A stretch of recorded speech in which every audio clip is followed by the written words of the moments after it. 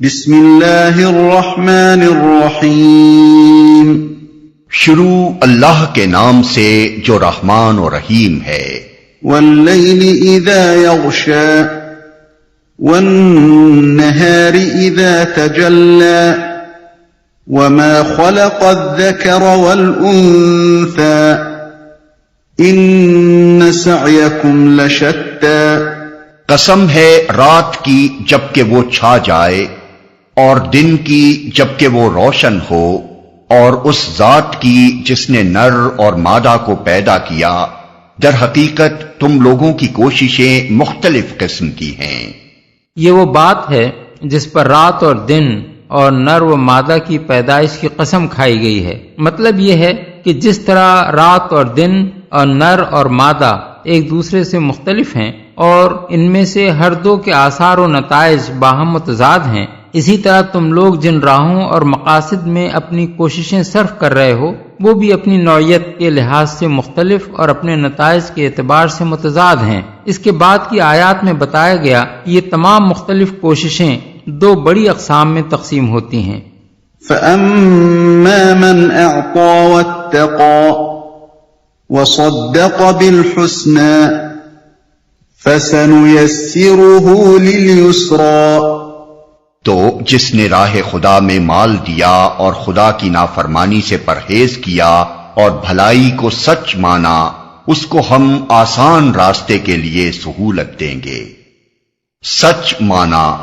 یہ انسانی مساعی کی ایک قسم ہے جس میں تین چیزیں شمار کی گئی ہیں، اور غور سے دیکھا جائے تو معلوم ہوتا ہے کہ وہ تمام خوبیوں کی جامع ہیں۔ ایک یہ کہ انسان زرپرستی میں مبتلا نہ ہو، بلکہ کھلے دل سے اپنا مال جتنا کچھ بھی اللہ نے اسے دیا ہے اللہ اور اس کے بندوں کے حقوق ادا کرنے میں، نیکی اور بھلائی کے کاموں میں اور خلق خدا کی مدد کرنے میں صرف کرے۔ دوسرے یہ کہ اس کے دل میں خدا کا خوف ہو اور وہ اخلاق، اعمال، معاشرت، معیشت، غرض اپنی زندگی کے ہر شعبے میں ان کاموں سے پرہیز کرے جو خدا کی ناراضی کے موجب ہوں۔ تیسرے یہ کہ وہ بھلائی کی تصدیق کرے۔ بھلائی ایک وسیع المعنی لفظ ہے جس میں عقیدے، اخلاق اور اعمال تینوں کی بھلائی شامل ہے۔ عقیدے میں بھلائی کی تصدیق یہ ہے کہ آدمی شرک اور دہریت اور کفر کو چھوڑ کر توحید، آخرت اور رسالت کو برحق مانے، اور اخلاق و اعمال میں بھلائی کی تصدیق یہ ہے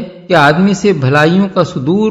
محض بے شعوری کے ساتھ کسی متعین نظام کے بغیر نہ ہو رہا ہو، بلکہ وہ خیر و صلاح کے اس نظام کو صحیح تسلیم کرے جو خدا کی طرف سے دیا گیا ہے، جو بھلائیوں کو ان کی تمام اشکال اور صورتوں کے ساتھ ایک نظم میں منسلک کرتا ہے جس کا جامع نام شریعت الہیہ ہے۔ سہولت دیں گے یہ ہے مساعی کی اس قسم کا نتیجہ۔ آسان راستے سے مراد وہ راستہ ہے جو انسان کی فطرت کے مطابق ہے، جو اس خالق کی مرضی کے مطابق ہے جس نے انسان کو اور ساری کائنات کو بنایا ہے، جس میں انسان کو اپنے ضمیر سے لڑ کر نہیں چلنا پڑتا، جس میں انسان اپنے جسم و جان اور عقل و ذہن کی قوتوں پر زبردستی کر کے ان سے وہ کام نہیں لیتا جس کے لیے یہ طاقتیں اس کو نہیں بخشی گئی ہیں، بلکہ وہ کام لیتا ہے جس کے لیے در حقیقت یہ اس کو بخشی گئی ہیں، جس میں انسان کو ہر طرف اس جنگ، مزاحمت اور کشمکش سے سابقہ پیش نہیں آتا جو گناہوں سے بھری ہوئی زندگی میں پیش آتا ہے، بلکہ انسانی معاشرے میں ہر قدم پر اس کو صلح و آشتی اور قدر و منزلت میسر آتی چلی جاتی ہے۔ ظاہر بات ہے کہ جو آدمی اپنا مال خلق خدا کی بھلائی کے لیے استعمال کر رہا ہو، جو ہر ایک سے نیک سلوک کر رہا ہو، جس کی زندگی جرائم، فسق و فجور اور بد کرداری سے پاک ہو، جو اپنے معاملات میں کھرا اور راست باز ہو، جو کسی کے ساتھ بے ایمانی، بد عہدی اور بے وفائی نہ کرے، جس سے کسی کو خیانت، ظلم اور زیادتی کا اندیشہ نہ ہو، جو ہر شخص کے ساتھ اچھے اخلاق سے پیش آئے اور کسی کو اس کی سیرت و کردار پر انگلی رکھنے کا موقع نہ ملے، وہ خواہ کیسے ہی بگڑے ہوئے معاشرے میں رہتا ہو، بہرحال اس کی قدر ہو کر رہتی ہے، اس کی طرف دل کھنچتے ہیں، نگاہوں میں اس کی عزت قائم ہو جاتی ہے، اس کا اپنا قلب و ضمیر بھی مطمئن ہوتا ہے، اور معاشرے میں بھی اس کو وہ وقار حاصل ہوتا ہے جو کبھی کسی بد کردار آدمی کو حاصل نہیں ہوتا۔ یہی بات ہے جو سورہ نحل میں فرمائی گئی ہے کہ من عمل صالحا من ذکر او انثی وهو مؤمن وَلَنُحْيِيَنَّهُ حَيَاةً طَيِّبَةً، یعنی جو شخص نیک عمل کرے خواہ وہ مرد ہو یا عورت اور ہو وہ مومن، اسے ہم اچھی زندگی بسر کرائیں گے۔ آیت 97۔ اور اسی بات کو سورہ مریم میں یوں بیان کیا گیا ہے کہ ان الذین آمنوا وعملوا الصالحات سیجعل لهم الرحمن ودا، یعنی یقیناً جو لوگ ایمان لائے اور جنہوں نے نیک عمل کیے، رحمان ان کے لیے دلوں میں محبت پیدا کر دے گا۔ آیت 96۔ پھر یہی وہ راستہ ہے جس میں دنیا سے لے کر آخرت تک انسان کے لیے سرور ہی سرور اور راحت ہی راحت ہے۔ اس کے نتائج عارضی اور وقتی نہیں بلکہ ابدی اور لازوال ہیں۔ اس کے متعلق اللہ تعالیٰ کے ارشاد ہے کہ ہم اسے اس راستے پر چلنے کے لیے سہولت دیں گے۔ اس کے معنی یہ ہیں کہ جب وہ بھلائی کی تصدیق کر کے یہ فیصلہ کر لے گا کہ یہی راستہ میرے لائق ہے اور برائی کا راستہ میرے لائق نہیں ہے، اور جب وہ عملاً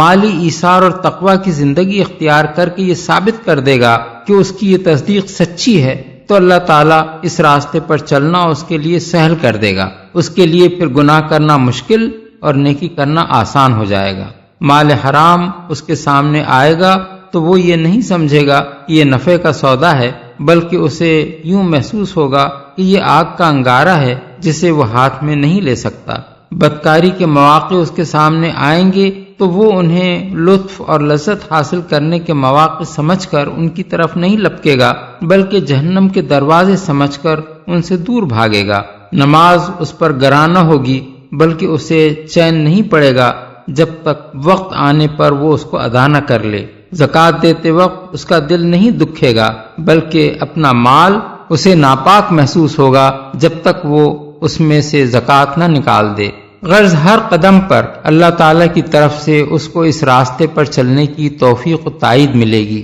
حالات کو اس کے لیے سازگار بنایا جائے گا اور اس کی مدد کی جائے گی۔ یہاں یہ سوال پیدا ہوتا ہے کہ اس سے پہلے سورہ بلد میں اسی راستے کو دشوار گزار گھاٹی کہا گیا ہے اور یہاں اس کو آسان راستہ قرار دیا گیا ہے۔ ان دونوں باتوں میں تطبیق کیسے ہوگی؟ اس کا جواب یہ ہے کہ اس راہ کو اختیار کرنے سے پہلے یہ آدمی کو دشوار گزار گھاٹی ہی محسوس ہوتی ہے، جس پر چڑھنے کے لیے اسے اپنے نفس کی خواہشوں سے، اپنے دنیا پرست اہل و عیال سے، اپنے رشتہ داروں سے، اپنے دوستوں اور معاملہ داروں سے، اور سب سے بڑھ کر شیطان سے لڑنا پڑتا ہے، کیونکہ ہر ایک اس میں رکاوٹیں ڈالتا ہے اور اس کو خوفناک بنا کر دکھاتا ہے۔ لیکن جب انسان بھلائی کی تصدیق کر کے اس پر چلنے کا عزم کر لیتا ہے اور اپنا مال راہ خدا میں دے کر اور تقوی کا طریقہ اختیار کر کے عملاً اس عزم کو پختہ کر لیتا ہے، تو اس گھاٹی پر چڑھنا اس کے لیے آسان اور اخلاقی پستیوں کے کھڈ میں لڑھکنا اس کے لیے مشکل ہو جاتا ہے۔ وَأَمَّا مَن بَخِلَ وَاسْتَغْنَىٰ وَكَذَّبَ بِالْحُسْنَىٰ فَسَنُيَسِّرُهُ لِلْعُسْرَىٰ وَمَا يُغْنِي عَنْهُ مَالُهُ إِذَا تَرَدَّىٰ، اور جس نے بخل کیا اور اپنے خدا سے بے نیازی برتی اور بھلائی کو جھٹلایا، اس کو ہم سخت راستے کے لیے سہولت دیں گے، اور اس کا مال آخر اس کے کس کام آئے گا جبکہ وہ ہلاک ہو جائے۔ بھلائی کو جھٹلایا، یہ انسانی مسائی کی دوسری قسم ہے جو اپنے ہر جزء میں پہلی قسم کے ہر جز سے مختلف ہے۔ بخل سے مراد محض وہ بخل نہیں ہے جس کے لحاظ سے عام طور پر لوگ اس آدمی کو بخیل کہتے ہیں جو روپیہ جوڑ جوڑ کر رکھتا ہے اور اسے نہ اپنے اوپر خرچ کرتا ہے نہ اپنے بال بچوں پر، بلکہ اس جگہ بخل سے مراد راہ خدا میں اور نیکی اور بھلائی کے کاموں میں مال صرف نہ کرنا ہے، اور اس لحاظ سے وہ شخص بھی بخیل ہے جو اپنی ذات پر، اپنے عیش و آرام پر، اپنی دلچسپیوں اور تفریحوں پر تو خوب دل کھول کر مال لٹاتا ہے، مگر کسی نیک کام کے لیے اس کی جیب سے کچھ نہیں نکلتا، یا اگر نکلتا بھی ہے تو یہ دیکھ کر نکلتا ہے کہ اس کے بدلے میں اسے شہرت، نام و نمود، حکام رسی یا کسی اور قسم کی منفعت حاصل ہوگی۔ بے نیازی برتنے سے مراد یہ ہے کہ آدمی دنیا کے مادی فائدوں ہی کو اپنی ساری تگ و دو اور محنت و کوشش کا مقصود بنا لے اور خدا سے بالکل مستغنی ہو کر اس بات کی کچھ پرواہ نہ کرے کہ کس کام سے وہ خوش اور کس کام سے وہ ناراض ہوتا ہے۔ رہا بھلائی کو جھٹلانا تو وہ اپنی تمام تفصیلات میں بھلائی کو سچ ماننے کی ضد ہے، اس لیے اس کی تشریح کی حاجت نہیں ہے، کیونکہ بھلائی کی تصدیق کا مطلب ہم واضح کر چکے ہیں۔ سہولت دیں گے۔ اس راستے کو سخت اس لیے کہا گیا ہے کہ اس پر چلنے والا اگرچہ مادی فائدوں اور دنیاوی لذتوں اور ظاہری کامیابیوں کے لالچ میں اس کی طرف جاتا ہے، لیکن اس میں ہر وقت اپنی فطرت سے، اپنے ضمیر سے، خالق کائنات کے بنائے ہوئے قوانین سے اور اپنے گرد و پیش کے معاشرے سے اس کی جنگ برپا رہتی ہے۔ صداقت، دیانت، امانت، شرافت اور عفت و عصمت کی اخلاقی حدوں کو توڑ کر جب وہ ہر طریقے سے اپنی اغراض اور خواہشات کو پورا کرنے کی کوشش کرتا ہے، جب اس کی ذات سے خلق خدا کو بھلائی کے بجائے برائی ہی پہنچتی ہے، اور جب وہ دوسروں کے حقوق اور ان کی عزتوں پر دست درازیاں کرتا ہے، تو اپنی نگاہ میں وہ خود ذلیل و خوار ہوتا ہے، اور جس معاشرے میں وہ رہتا ہے اس سے بھی قدم قدم پر لڑ کر اسے آگے بڑھنا پڑتا ہے۔ اگر وہ کمزور ہو تو اس روش کی بدولت اسے طرح طرح کی سزائیں بھگتنی ہوتی ہیں، اور اگر وہ مالدار، طاقتور اور بااثر ہو تو چاہے دنیا اس کے زور کے آگے دب جائے، لیکن کسی کے دل میں اس کے لیے خیر خواہی، عزت اور محبت کا کوئی جذبہ نہیں ہوتا، حتیٰ کہ اس کے شریک کار بھی اس کو ایک خبیث آدمی ہی سمجھتے ہیں۔ اور یہ معاملہ صرف افراد ہی تک محدود نہیں ہے، دنیا کی بڑی سے بڑی طاقتور قومیں بھی جب اخلاق کے حدود پھاند کر اپنی طاقت اور دولت کے زوم میں بدکرداری کا رویہ اختیار کرتی ہیں تو ایک طرف باہر کی دنیا ان کی دشمن ہو جاتی ہے، اور دوسری طرف خود ان کا اپنا معاشرہ جرائم، خودکشی، نشہ بازی، امراض خبیثہ، خاندانی زندگی کی تباہی، نوجوان نسلوں کی بدراہی، طبقاتی کشمکش اور ظلم و جور کی روز افزوں وبا سے دوچار ہو جاتا ہے، یہاں تک کہ جب وہ بام عروج سے گرتی ہے تو دنیا کی تاریخ میں اپنے لیے لعنت اور پھٹکار کے سوا کوئی مقام چھوڑ کر نہیں جاتی۔ اور یہ جو فرمایا گیا کہ ایسے شخص کو ہم سخت راستے پر چلنے کی سہولت دیں گے، اس کے معنی یہ ہیں کہ اس سے بھلائی کے راستے پر چلنے کی توفیق سلب کر لی جائے گی، برائی کے دروازے اس کے لیے کھول دیے جائیں گے، اسی کے اسباب اور وسائل اس کے لیے فراہم کر دیے جائیں گے، بدی کرنا اس کے لیے آسان ہوگا، اور نیکی کرنے کے خیال سے اس کو یوں محسوس ہوگا جیسے اس کی جان پر بن رہی ہے۔ یہی کیفیت ہے جسے دوسری جگہ قرآن میں اس طرح بیان کیا گیا ہے کہ جسے اللہ ہدایت بخشنے کا ارادہ کرتا ہے اس کا سینہ اسلام کے لیے کھول دیتا ہے، اور جسے گمراہی میں ڈالنے کا ارادہ کرتا ہے اس کے سینوں کو تنگ کر دیتا ہے، اور ایسا بھیجتا ہے کہ اسلام کا تصور کرتے ہی اسے یوں محسوس ہونے لگتا ہے جیسے اس کی روح آسمان کی طرف پرواز کر رہی ہے۔ سورہ الانعام آیت 125۔ ایک اور جگہ ارشاد ہوا ہے، بے شک نماز ایک سخت مشکل کام ہے مگر فرمانبردار بندوں کے لیے نہیں۔ سورہ البقرہ آیت 46۔ اور منافقین کے متعلق فرمایا، وہ نماز کی طرف آتے بھی ہیں تو کسمساتے ہوئے آتے ہیں، اور راہ خدا میں خرچ کرتے بھی ہیں تو بادل ناخواستہ خرچ کرتے ہیں۔ سورہ توبہ آیت 54۔ اور یہ کہ ان میں ایسے لوگ موجود ہیں جو راہ خدا میں کچھ خرچ کرتے ہیں تو اسے اپنے اوپر زبردستی کی چٹی سمجھتے ہیں۔ سورہ التوبہ آیت 98۔ جبکہ وہ ہلاک ہو جائے۔ دوسرے الفاظ میں مطلب یہ ہے کہ ایک روز اسے بہرحال مرنا ہے، اور وہ سب کچھ دنیا ہی میں چھوڑ جانا ہے جسے اس نے یہاں اپنے عیش کے لیے فراہم کیا تھا۔ اگر اپنی آخرت کے لیے کچھ کما کر وہ ساتھ نہ لے گیا تو یہ مال اس کے کس کام آئے گا؟ قبر میں تو وہ کوئی کوٹھی، کوئی موٹر، کوئی جائیداد اور کوئی جمع پونجی لے کر نہیں جائے گا۔ ان علینا للہدی وَإِنَّ لَنَا لَلْآخِرَةَ وَالْأُولَى۔ بے شک راستہ بتانا ہمارے ذمے ہے، اور در حقیقت آخرت اور دنیا دونوں کے ہم ہی مالک ہیں، ہمارے ذمے ہے۔ یعنی انسان کا خالق ہونے کی حیثیت سے اللہ تعالیٰ نے خود اپنی حکمت، اپنے عدل اور اپنی رحمت کی بنا پر اس بات کا ذمہ لیا ہے کہ اس کو دنیا میں بے خبر نہ چھوڑے، بلکہ اسے یہ بتا دے کہ راہ راست کون سی ہے اور غلط راہیں کون سی۔ نیکی کیا ہے اور بدی کیا، حلال کیا ہے اور حرام کیا، کون سی روش اختیار کر کے وہ فرمانبردار بندہ بنے گا اور کون سا رویہ اختیار کر کے بندہ نافرمان بن جائے گا۔ یہی بات ہے جسے سورہ نحل میں یوں بیان فرمایا گیا ہے کہ وَعَلَى اللَّهِ قَصْدُ السَّبِيلِ وَمِنْهَا جَائِرٌ، آیت 9، اور اللہ ہی کے ذمے ہے سیدھا راستہ بتانا، جبکہ راستے ٹیڑھے بھی موجود ہیں۔ ہم ہی مالک ہیں۔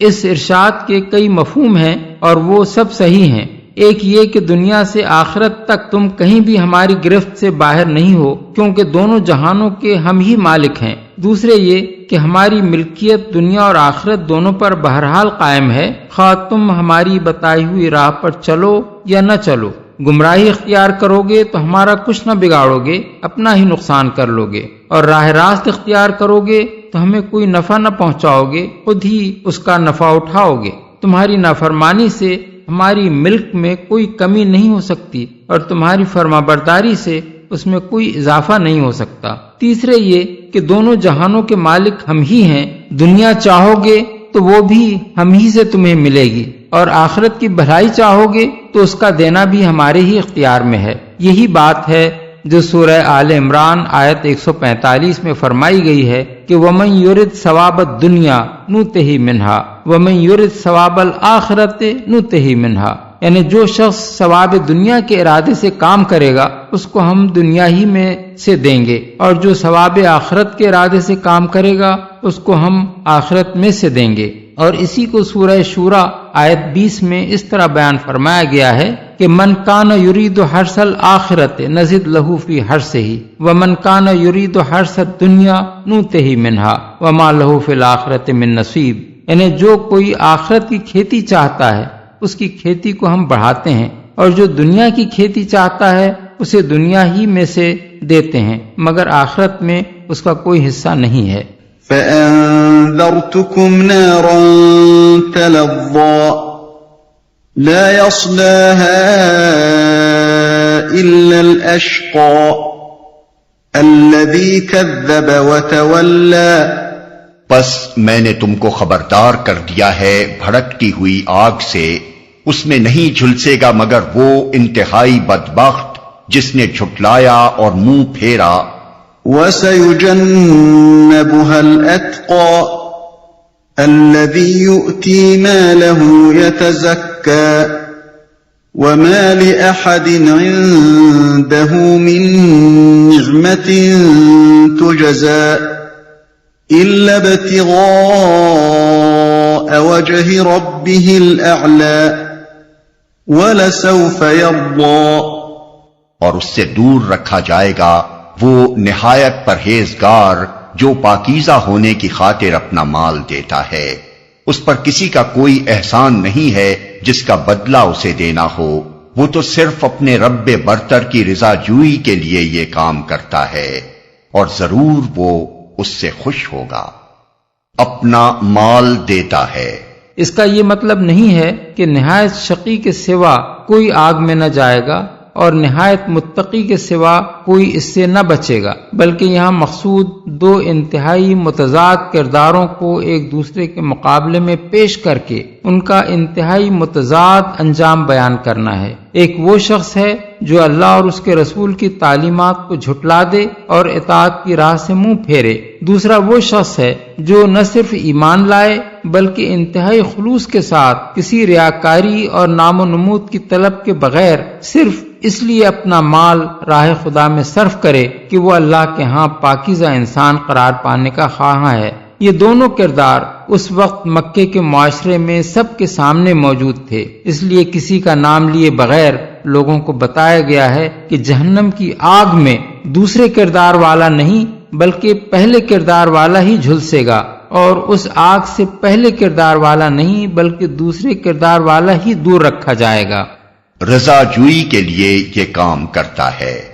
یہ اس پرہیزگار آدمی کے خلوص کی مزید توضیح ہے کہ وہ اپنا مال جن لوگوں پر صرف کرتا ہے ان کا کوئی احسان پہلے سے اس پر نہ تھا کہ وہ اس کا بدلہ چکانے کے لیے یا آئندہ ان سے مزید فائدہ اٹھانے کے لیے ان کو ہدیے اور تحفے دے رہا ہو اور ان کی دعوتیں کر رہا ہو، بلکہ وہ اپنے رب برتر کی رضا جوئی کے لیے ایسے لوگوں کی مدد کر رہا ہے جن کا نہ پہلے اس پر کوئی احسان تھا نہ آئندہ ان سے وہ کسی احسان کی توقع رکھتا ہے۔ اس کی بہترین مثال حضرت ابو بکر رضی اللہ عنہ کا یہ فعل ہے کہ مکہ معظمہ میں جن بےکس غلاموں اور لونڈیوں نے اسلام قبول کیا تھا اور اس قصور میں جن کے مالک ان پر بے تحاشا ظلم توڑ رہے تھے، ان کو خرید کر وہ آزاد کر دیتے تھے تاکہ وہ ان کے ظلم سے بچ جائیں۔ ابن جریر اور ابن عساکر نے حضرت عامر بن عبداللہ بن زبیر کی یہ روایت نقل کی ہے کہ حضرت ابو بکر کو اس طرح ان غریب غلاموں اور لونڈیوں کی آزادی پر روپیہ خرچ کرتے دیکھ کر